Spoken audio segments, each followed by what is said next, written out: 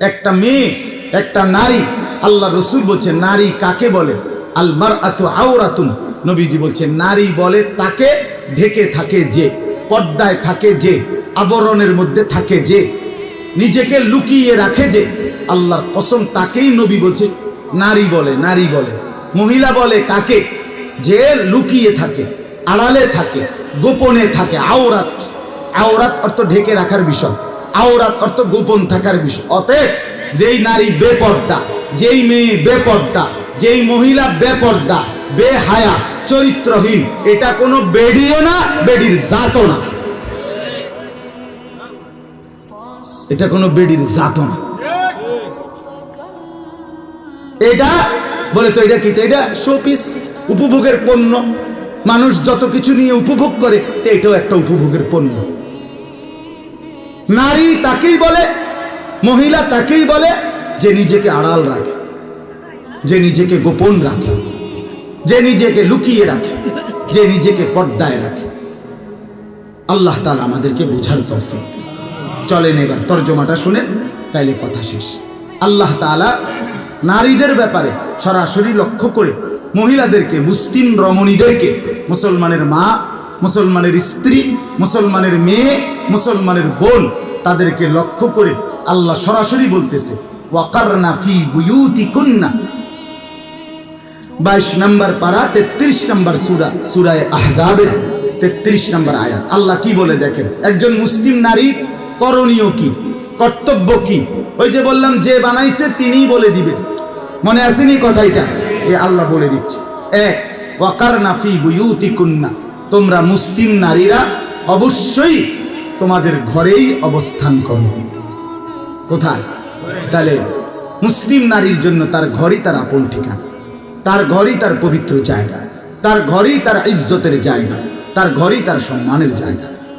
2 number, ওয়ালা তাবাররাজনা তাবাররুজাল জাহিলিয়াতিল উলা।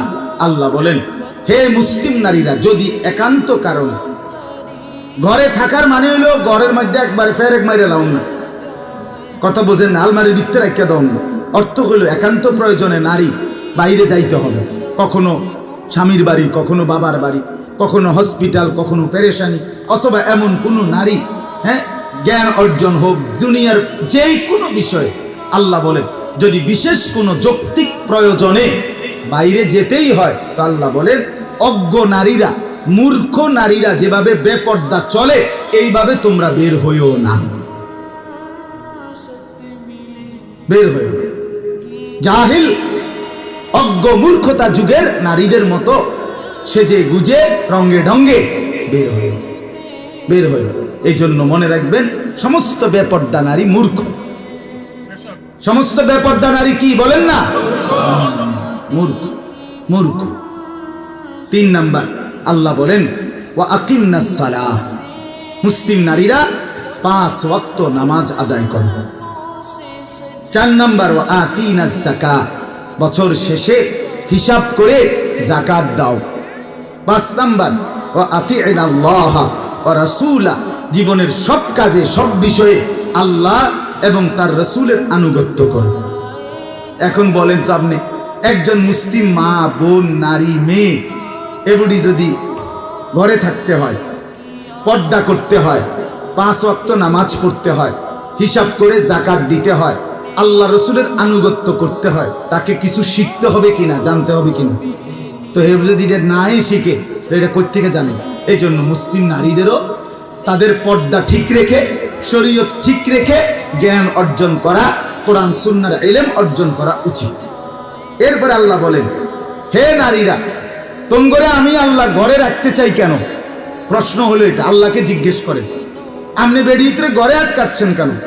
মহিলারা বাইর হইতে স্বাভাবিকভাবে পুরুষদের কাঁধে কাঁধ মিলিয়ে বের হতে দিচ্ছেন না কেন? আল্লাহ তাআলা বলেন ইন্নামা ইউরিদুল্লাহু লিইউযহিবা আনকুমুর রিজসা আহলাল বাইতি ওয়া ইউতাহহিরাকুম তাতহীরা। সুবহানাল্লাহ। আল্লাহ বলেন আমি আল্লাহ চাই একজন মুসলিম নারী দ্বারা, মুসলিম রমণী দ্বারা ঘরে রেখে তার সেই ঘরের সকলকে পবিত্র করে দিতে। এক সতী সাধ্বী পর্দানশীল চরিত্রবতী নারী ঘরে থাকবে, তার স্বামীও দিনদার হবে, তার মাও দিনদার হবে, তার বাবাও দিনদার হবে, ছেলেও দিনদার হবে, মেয়েও দিনদার হবে, পুরা ফ্যামিলি ওই নারীর বরকতে আল্লাহওয়ালা হয়েছে। আল্লাহ তাআলা এরপরের আয়াতে বলেন, ওয়াযকুরনা মা ইউতলা ফি বুয়ুতিকুন্না মিন আয়াতিল্লাহি ওয়াল হিকমা। আল্লাহ বলেন, এখন যদি নারীরা প্রশ্ন করে আমি ঘরে বইয়ে কি করব, সারাক্ষণ রান্না বান্না ছাড়া এরপরে কি করবেন? এরপরে আপনি রিমোট হাতে নিবেন আর টেলিভিশন চাইবেন, হিরণমালা চাইবেন আর স্টার জলসা চাইবেন। কথা বুঝছেন কিনা? আল্লাহ বলে না, ওয়াযকুরনা মা ইউতলা ফি বুয়ুতিকুন্না মিন আয়াতিল্লাহি ওয়াল হিকমা। আল্লাহ বলে তোমরা মুসলিম নারীরা তোমাদের সাংসারিক হালাল প্রয়োজন পূরণের পরে তোমাদের ঘরে অবস্থান করাকালীন তোমরা আল্লাহর আয়াত কোরআন এবং হিকমত মানে রসুলের হাদিস তোমরা পাঠ করবা, তেলাওয়াত করবা, পড়বা, বুঝবা, শুনবা, শুনাইবা, আমল করবা। এই জন্য আল্লাহ তাআলা কোরআনুল কারীমের মধ্যে বলছেন মানুষ দুই ধরনের। কিছু মানুষ আছে যাদেরকে মূলত মানুষ বলে, দুই পাওয়ালা, আর কিছু আছে দেখতে দুই পাও কিন্তু মূলত ওরা চার পাওয়ালা, চার ঠ্যাংওয়ালা, অর্থাৎ এরা মূলত মানুষরূপী জানোয়ার। কোরআনুল কারীমের মধ্যে আল্লাহ তাআলা স্পষ্ট বলছে, হে নবী, মনের ইচ্ছা মতো, মনের চাহিদা মতো, নিজের খেয়াল খুশি মতো যারা চলে তার কাছে যা ভাল লাগে, আল্লাহ কি বলছে বাদ দাও, রসুল কি বলছে বাদ দাও, ইসলাম কি বলছে থো, এগুলো তো সব কিছুর মধ্যে হুজুরের টাইম নাই, সব কিছুর মধ্যে কোরআন হাদিস টাইম নাই, সব কিছুর মধ্যে ইসলাম নিয়ে টানাটানি করুন। ইসলাম শান্তির ধর্ম, শান্তিতে রাখ, ইসলাম যাতে শান্তিতে থাকে, বুঝেন না? ইসলামকে শান্তিতে রাখা উনি নিজের মতো করে চলতেছে। এই যে অন্ধত্ব, গোঁড়ামি, অসভ্যতা, মনের ইচ্ছা মতো চলা, আল্লাহ তাআলা বলেন বন্ধু এই মানুষগুলোর পরিচয় কি? কোরআনে স্পষ্ট আছে। আল্লাহ বলেন আমাকে বাদ দিয়ে, রসুল আপনাকে বাদ দিয়ে, মনের ইচ্ছা নিয়ে খামখেয়ালি করে যে চলে, আল্লাহ তাআলা বলেন ইনহুম ইল্লা কাল আনআম, এরা আর কিছু নয় শুধুই জানোয়ার। কোরআনের স্পষ্ট শব্দ। আমরা প্রত্যেকেই বুঝি এবং জানি আমাদের সৃষ্টিকর্তা আল্লাহ। আমরা যারা পুরুষ আমাদেরকেও বানিয়েছেন আল্লাহ, আমাদের যারা নারী মা, বোন, স্ত্রী, কন্যা তাদেরকেও বানিয়েছেন আল্লাহ। স্বাভাবিকভাবে গোটা সৃষ্টি, গোটা কায়নাত সবটাই সৃষ্টি করেছেন আল্লাহ।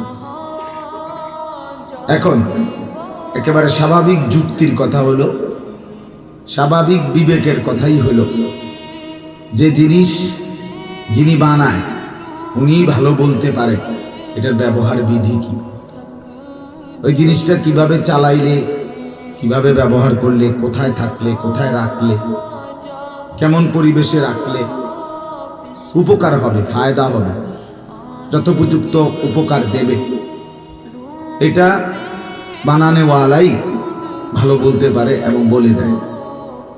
দেখবেন ওষুধের সিরাপের মধ্যে লেখা থাকে এত ডিগ্রি বা এতটুকু সেন্টিমিটার তাপমাত্রার নিচে রাখেন, শিশুদের নাগালের বাইরে রাখেন, ইত্যাদি ইত্যাদি দিক নির্দেশনা থাকে। প্রত্যেকটা পণ্যের একটা দিক নির্দেশনা থাকে। তো আমরা যেহেতু এটা বুঝলাম যে আল্লাহ তাআলাই পুরুষের সৃষ্টিকর্তা, আল্লাহ তাআলাই নারীর সৃষ্টিকর্তা, পৃথিবীর সমস্ত মহিলা নারী তাদের সৃষ্টিকর্তা আল্লাহ। অতএব ইনসাফের কথা, যুক্তির কথা এটাই যে আল্লাহ তাআলাই বলে দিবেন যে আমার সৃষ্টি নারী কোথায় থাকবে, কি করবে, কিভাবে থাকবে, এটা আল্লাহ তাআলাই বলে দিবেন। আর আল্লাহ যা বলে দিবেন, বলে দিয়েছেন, এটাই যৌক্তিক, এটাই উচিত, এটাই ইনসাফপূর্ণ, এটাই বাস্তবসম্মত। কিন্তু দুর্ভাগ্য হলো আমরা সংখ্যাগরিষ্ঠ মুসলমান আজকে আমাদের মানসিকতা হলো যে আমরা নারী কিংবা পুরুষ, ঘর কিংবা পরিবার, নিজের ব্যক্তি জীবন কিংবা সব দিক আমরা সাজাইতে চেষ্টা করি দুনিয়াবি কোনো ফাসিক, কোনো কাফের, কোনো নাফরমান, কোনো অবাধ্য, আল্লাহর কোনো দুশ্মন, ইসলামের বিরোধী, কোরআন সুন্নাহর বিরোধী কারো কাছ থেকে চুল বলেন, মোস বলেন, দাড়ি বলেন, টুপি বলেন, লেবাস বলেন, পোশাক বলেন, ঘর বলেন, বাহির বলেন, নারী বলেন, পুরুষ বলেন, চলা ফেরা, উঠা বসা, সাজগোজ, আচার আচরণ, লেনদেন, পারস্পরিক আচরণ, সব কিছু সর্বান্ত অধিকাংশ সংখ্যাগরিষ্ঠ মুসলমান, শতকরা 99 জন 98 জনেরই ফিকির দুশ্মনদের থেকে গ্রহণ করে, কাফেরদের থেকে গ্রহণ করে। ও টেলিভিশনের নায়িকা থেকে একজন মহিলা নিজের জিন্দিগির সমস্ত সাজগোজ গ্রহণ করে। একটা যুবক মুসলমানের ছেলে, ফুটবলের খেলোয়াড়, ক্রিকেটের খেলোয়াড়, সিনেমার নায়ক, বিজ্ঞাপনের কোনো মডেল, তার কাছ থেকে নিজের জীবনের সাজগোজ, চলাফেরা, কথাবার্তার স্টাইল, হাঁটা চলা, এটা শিখে, এটা দেখে। তাহলে এর চাইতে বড় পতন, অধপতন আর হইতে পারে যে আমরা আল্লাহকেও ছেড়ে দিলাম, রসুল্লাহ সাল্লাল্লাহু সাল্লামকেও ছেড়ে দিলাম, ইসলামকেও ছেড়ে দিলাম, আল্লাহর কোরআনকেও ছেড়ে দিলাম, নবীর সুন্নাহকেও ছেড়ে দিলাম। তাহলে আমরা আর মুসলমান কি রইল? আমি যে ভোটার আইডি কার্ডের মধ্যে লিখছি আমার ধর্ম ইসলাম, আমার জন্ম নিবন্ধন সনদের মধ্যে লেখা আছে আমার ধর্ম ইসলাম, আমার পাসপোর্টের মধ্যে লেখা আছে আমার ধর্ম ইসলাম, সেটা কোথায়? সেটা কোথায়? আমার চুলে ইসলাম কোথায়? আমার চেহারায় ইসলাম কোথায়? আমার জিন্দিগির মধ্যে ইসলাম কোথায়? আমার বাজার ব্যবসা লেনদেনের মধ্যে ইসলাম কোথায়? আমার ঘর পরিবারের মধ্যে ইসলাম কোথায়? আমার সাজগোজ কাপড় পোশাকের মধ্যে ইসলাম কোথায়? আমার ফ্যামিলির চলাফেরার মধ্যে ইসলাম কোথায়? আমার সারা দিনের কর্মকাণ্ডের মধ্যে আল্লাহ কোথায়, রসুল কোথায়, আখেরাত কোথায়, কোরআন সুন্নাহর অনুসরণ কোথায়? এই সব কিছু বাদ দিয়ে আমি আল্লাহর কাছে মুক্তি পাবো কিভাবে? আখেরাতে নাজাত মিলবে কিভাবে? এটা তো একটা স্বাভাবিক কথা, স্বাভাবিক কথা। আমাদের যেই কোনো মানুষের এতটুকু বুঝ, এতটুকু দিমাগ, এতটুকু আকল যদি না থাকে, এদূর যদি কাজ না করে দিমাগে, তো আমি মানুষ কিসের? মানুষ কিসের? এই জন্য আল্লাহ তাআলা কোরআনুল কারীমের মধ্যে বলছেন মানুষ দুই ধরনের। কিছু মানুষ আছে যাদেরকে মূলত মানুষ বলে, দুই পাওয়ালা, আর কিছু আছে দেখতে দুই পাও কিন্তু মূলত ওরা চার পাওয়ালা, চার ঠ্যাংওয়ালা, অর্থাৎ এরা মূলত মানুষরূপী জানোয়ার। কোরআনুল কারীমের মধ্যে আল্লাহ তাআলা স্পষ্ট বলছে, হে নবী, মনের ইচ্ছা মতো, মনের চাহিদা মতো, নিজের খেয়াল খুশি মতো যারা চলে, তার কাছে যা ভালো লাগে, আল্লাহ কি বলছে বাদ দাও, রসুল কি বলছে বাদ দাও, ইসলাম কি বলছে থো, এগুলো থো। সব কিছুর মধ্যে হুজুরের টাইম নেন, সব কিছুর মধ্যে কোরআন হাদিস টাইম নেন, সব কিছুর মধ্যে ইসলাম নিয়ে টানাটানি করুন। ইসলাম শান্তির ধর্ম, শান্তিতে রাখ, ইসলাম যাতে শান্তিতে থাকে, বোঝেন না? ইসলামকে শান্তিতে রাখা উনি নিজের মতো করে চলতেছে। এই যে অন্ধত্ব, গোঁড়ামি, অসভ্যতা, মনের ইচ্ছা মতো চলা, আল্লাহ তাআলা বলেন বন্ধু, এই মানুষগুলোর পরিচয় কি? কোরআনে স্পষ্ট আছে। আল্লাহ বলেন আমাকে বাদ দিয়ে, রসুল আপনাকে বাদ দিয়ে, মনের ইচ্ছা নিয়ে খামখেয়ালি করে যে চলে, আল্লাহ তাআলা বলেন ইনহুম ইল্লা কাল আনআম, এরা আর কিছু নয়, শুধুই জানোয়ার। কোরআনের স্পষ্ট শব্দ। আমি তো প্রতিদিন বলি যে সমস্ত ছেলেরা তোমরা পেশাব করে পানি নাও না, টয়লেট পেপার ব্যবহার করো না, পানি ব্যবহার করো না, তোমরা মাঝে মাঝে কুত্তার দিকে চাই, কুত্তার লগে তোমারে একটু মিলাইয়া নিও, যে তোমার সাথে দেখবা দারুণ মিলতা। হ্যাঁ, প্রয়োজনে কুত্তার সাথে একটা সেলফি তুলে একসাথে, যে আমরা দুই জানোয়ারকে কেমন দেখায় দেখেন। অসংখ্য মানুষ কমেন্টস করে জানাবে আপনাদের দুই জানোয়ারকে দারুণ দেখাচ্ছে, মানাইছে। একজন ঠ্যাঙালগিরিয়া মতে, আরেকজন ফানিসারা মতে। দারুণ সেরকম দেখেছে, দারুণ হয়েছে। অপবিত্র সন্তান যার শরীর নাফা, পেশাব করে পানি নেয় না, এটা মানুষের কোনো কাতারেই পড়ে না, মানুষের কোনো সমাজেই পড়ে না, এটা কোনো কাতারেই না। ভদ্রতার কিচ্ছু নাই এটার ভিতরে, অপদার্থ, অপবিত্র, এটা অপবিত্র। এজন্য এটা বুঝা দরকার। আল্লাহ তাআলা আমাদেরকে মুসলমান বানাইছে। 800 কোটি মানুষের মধ্য থেকে আল্লাহ পছন্দ করে, আমাদের কোনো যোগ্যতা ছাড়া, আমাদের কোনো তদবির ছাড়া আল্লাহ দয়া করে আমাকে মুসলমান মা বাবার ঘরে জন্ম দিয়েছেন, এই তাফালিং আর এই ফালতু কাজ করার জন্য নয়। এজন্য প্রিয় ভাই, নষ্ট হইও না, নষ্ট হইও না, নষ্ট হইও না। সুন্দর এই জিন্দেগি নষ্ট করে দিও না। বুট বাদাম, চা বিস্কিট, মোবাইল, নাচ গান, অস্থির ছবি, বন্ধুদের আড্ডা, এই বারবার চুলের বাহার ইত্যাদি ইত্যাদি, এটা কোনো জীবন না, এটা কোনো সুস্থ স্বাভাবিক জিন্দেগি হতে পারে না, পারে না। এই প্রতিবন্ধী 1 বছরে যে কমপক্ষে 5-6 আইটেমে চুল কাটছে, একবারই স্পষ্ট, যে কোনো ডাক্তার দেখাইলে কইব তে মানসিক প্রতিবন্ধী, কোনো সন্দেহ নেই, তার সিরা বাস্তবে, এটা কোনো সন্দেহ নেই। কারণ এর যে তার সিরা, এটা লইয়া কোনো সন্দেহ নেই। কারণ যে পাগল, যে মাতাল, সেই এরম করে, কি করে না করে হে কইতার। আমি আমার মাথার চুল থেকে পায়ের নখ পর্যন্ত যা করি আমি তা জানি, প্রতিটার সাথে আমার কোরআন সুন্নাহর সাথে মিল রেখেই আমল করতে চেষ্টা করি। আমার হিসাব আছে, সনদ আছে। মুসলমান, মুমিন, নেককার, নামাজি, দিনদার প্রত্যেকের চলাফেরার একটা হিসাব আছে। হিসাব ছাড়া, নিয়ন্ত্রণহীন, লাগাম ছাড়া যার জিন্দেগি, তার জীবন মানুষের জীবন নয়, বরং হাইওয়ান, জানোয়ারের জীবন। এটা বোঝা উচিত বন্ধু আমার। রব্বানা ইন্নাকা তা'লামু মা নুখফি ওয়া মা নু'লিন। ইব্রাহিম আলাইহিস সালাম বলছেন, আল্লাহ আমি জানি আপনি আমার গোপন বিষয়গুলো জানেন, আপনি আমার প্রকাশ্য বিষয়গুলো জানেন। ওয়া মা ইয়াখফা আলাল্লাহি শাইউন ফিল আরদি ওয়ালা ফিস সামা। আল্লাহর কাছে 7 আসমানের উপরে 7 তবক জমিনের নিচে কোনো কিছু গোপন নাই। রাত 2টায় মা না ঘুমায়, আল্লাহ ঘুমায় না। ছেলেরা উলঙ্গ ছবি যে দেখো, মোবাইলে নর্তকীর নাচ দেখো, মা না ঘুমাইছে দোস্ত আমার, মালিক ঘুমায় না, বাবা না ঘুমায় গেছে, আল্লাহ ঘুমায় না। আলাম ইয়ালাম বিআন্নাল্লাহা ইয়ারা। আল্লাহ বলেন, বান্দা তুমি কি জানো আমি কিন্তু সারাক্ষণ তোমাকে দেখি। কতক্ষণ? সারাক্ষণ।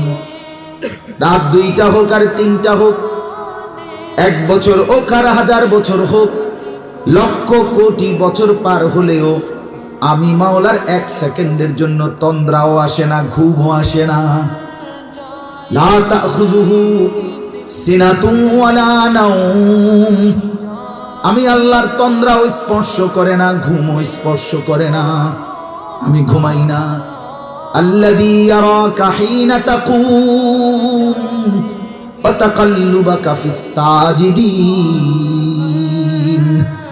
রব্বুল আলামিন বলেন, বন্ধু, নবী আমার, বন্ধু আমার, আপনি যখন দাঁড়িয়ে থাকেন, আপনি যখন রুকু দেন, আপনি যখন সেজদা দেন, আমি 24 ঘন্টা আপনাকে একরকমই দেখতে পাই।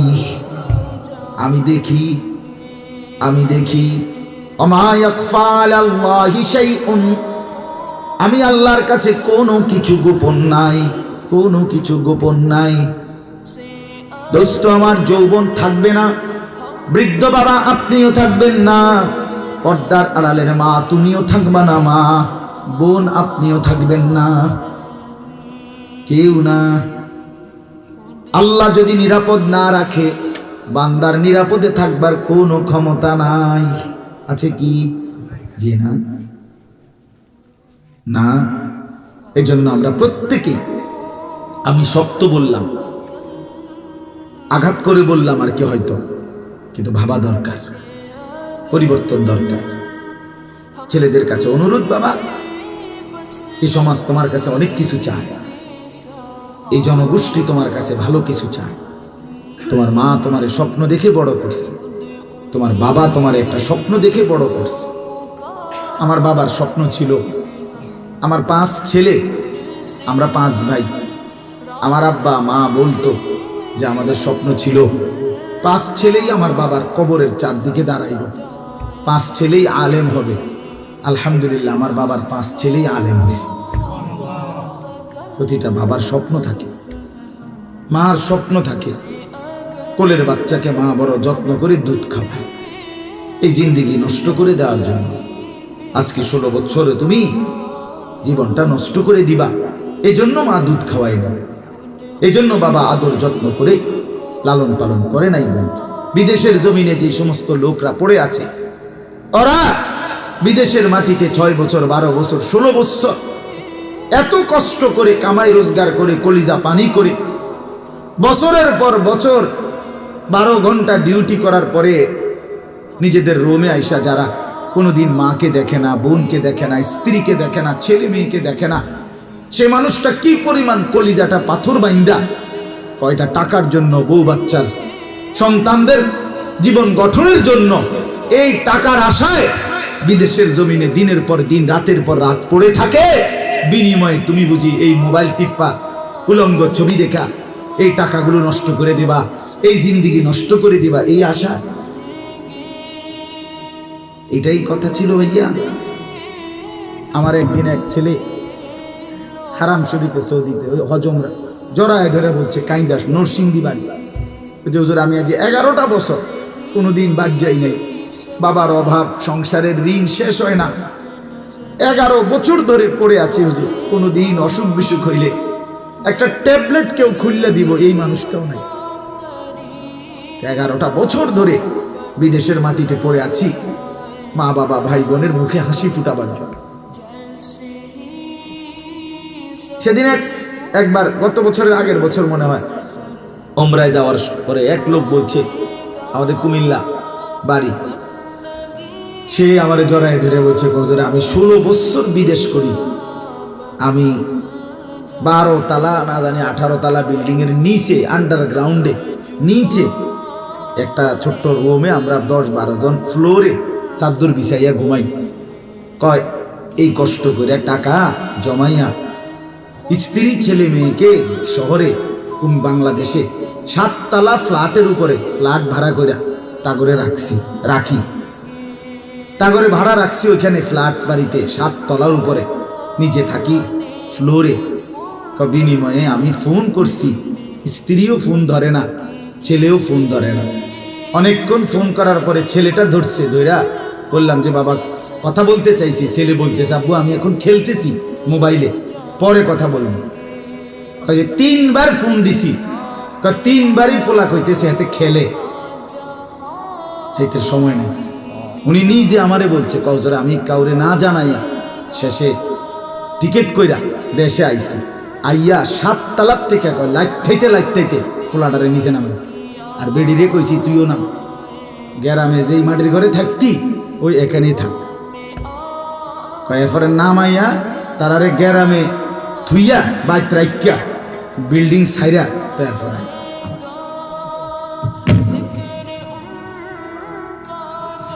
কি রে বেটা, কি জন্য কষ্ট করলাম? একজন বাবার এই কষ্ট, এই আমি প্রতিদিন বলি, এই ছেলেগুলোরে 2 আঙ্গুলে অনবরত মোবাইল টিপ্পা হাজার হাজার কোটি কোটি টাকা শেষ করে দিচ্ছে। এখন এইভাবে তো বাবা রাজার ধনও ফুরায় যায়, এভাবে তো 7 রাজার সম্পদও কি হয়ে যাবে, শেষ হয়ে যাবে। প্রয়োজন তো প্রয়োজন থাকতে পারে, অফিসের কাজে, ব্যবসার কাজে, ব্যাংকের কাজে, শিক্ষা প্রতিষ্ঠানের কাজে। বড় মোবাইল, সেটা যদি কোনো দরকার প্রয়োজন, তো সেটা তো প্রয়োজনের মধ্যে, কিন্তু হাঁটতে চলতে উঠতে বসতে রোডে গাড়ে পেশাব পায়খানা টয়লেট বাথরুম রাত 2টা সারা দিন রাত মোবাইলটা টিফোন, এটা প্রয়োজন? এটা কথা হইলো কোনো? এটা কোনো জিন্দেগি হলো মিয়া? কে ফিরাবে ছেলেদেরকে? কে ফিরাবে বেপর্দা মেয়েদেরকে, চরিত্রহীন মেয়েদেরকে কে ফিরাবে? 16 বছরের যেই মেয়েটা রঙ্গে ঢঙ্গে টাইট কাপড় পইরা টাইট জামা পইরা 1 ঘন্টা লাগাইয়া পাউডার সুনু মাইখা রাস্তায় বের হয়, ওই লম্পট ছেলেরা যাতে দেখে এবং রাস্তায় খাড়াইয়া মোতে এরকম অপদার্থ দেখবে, রাক্ষসের মতো তাকাইবে আর উপভোগের দৃষ্টিতে নিয়া নগ্ন কল্পনা করবে। এই জন্য যেই মেয়েটা আপনাদের বের হয়, আপনি বাবা কোথায়? আপনার বিবেকের মধ্যে কি শয়তানে মুতছে? হ্যাঁ বলেন, আপনি দেখেন না? আপনি বুঝেন না? আপনার বেপর্দা মেয়ে কোথায় যায়? আপনার বেপর্দা স্ত্রী কোথায় যায়?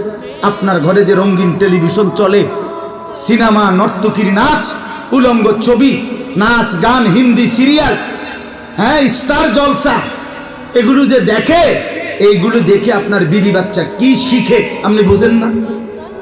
কথা বলেন না কেন? কে শুধরাবে? কে শুধরাবে? এই জন্য বললাম, আমাদের এই মাদ্রাসাগুলো উম্মতের শেষ আখিরি ঠিকানা, মুসলমানের ঈমান আমল বাঁচাবার শেষ কেন্দ্র মাদ্রাসা। বলেন আলহামদুলিল্লাহ, বলেন আলহামদুলিল্লাহ। আপনাদের ছেলেদেরকেও বাঁচাইতে হবে, আপনাদের মেয়েদেরকেও বাঁচাইতে হবে। আপনাদের আল্লাহ কাছে জানতে হবে ছেলে কি করবে, মেয়ে কি করবে, পুরুষ কি করবে, নারী কি করবে, এটা আল্লাহ বলে দিবে। নিজেরা ভাবলে হবে না, টেলিভিশন থেকে শিখলে হবে না। সিনেমার নায়িকা, বিজ্ঞাপনের গায়িকা, ফুটবলের খেলোয়াড় আর ক্রিকেট খেলোয়াড় থেকে মডেল নিলে হবে না। মডেল নিতে হবে জীবন চলার পথেও। একবারে চুল হোক, দাড়ি হোক, জামা হোক, প্যান্ট হোক, ব্রাশ হোক, টুথপেস্ট হোক, আপনি হাসি হোক, কান্না হোক, খোদার কসম সব কিছুই নিতে হবে রাসূলুল্লাহ সাল্লাল্লাহু আলাইহি সাল্লাম থেকে।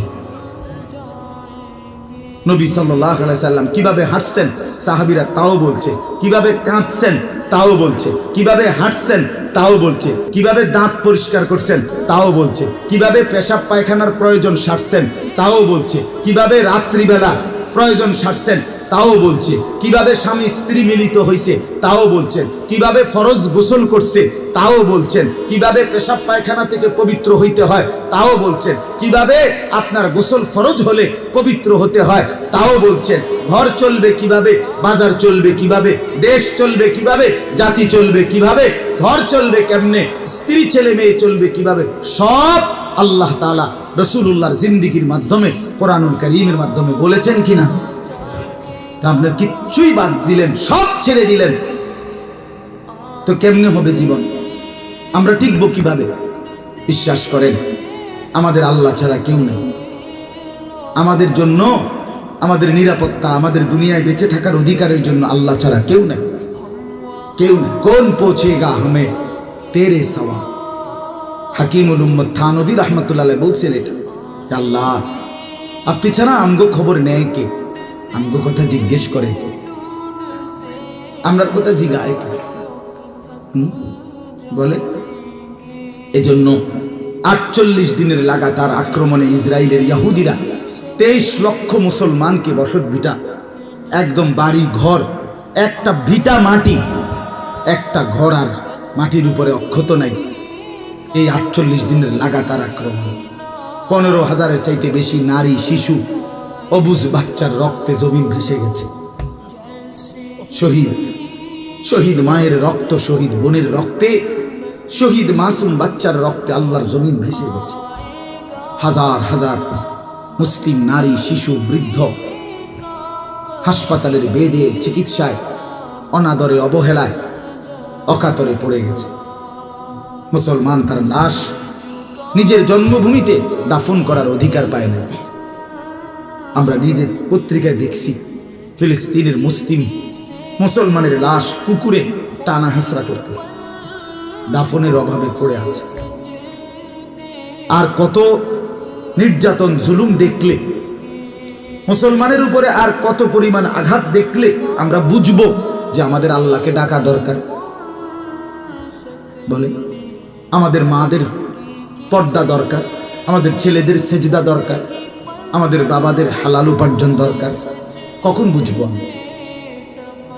আমাদের বিজয় আসবে না আমনে বইয়া বইয়া আমরা যে যেমনে চলমু, আর আল্লাহ আবাবিল পাঠাইয়া ধ্বংস করে দিব কাফের। আর আপনি বিড়ি খাইবেন, বন খাইবেন, চা দোয়ানে বইয়ে বইয়ে টেলিভিশন চাইবেন, আপনি সুদের টিয়া গণবেন, আর আমনের ফুতে বেডি ছবি দেখবো, আমনের মাইয়া পরের ফোলার লগে সম্পর্ক করব। আর আল্লাহ তাআলা আবাবিল পাঠাইয়া, ফেরেশতা পাঠাইয়া কাফের মুশরিক ধ্বংস করে আপনারে আমারে নিরাপত্তা দিব। জি না?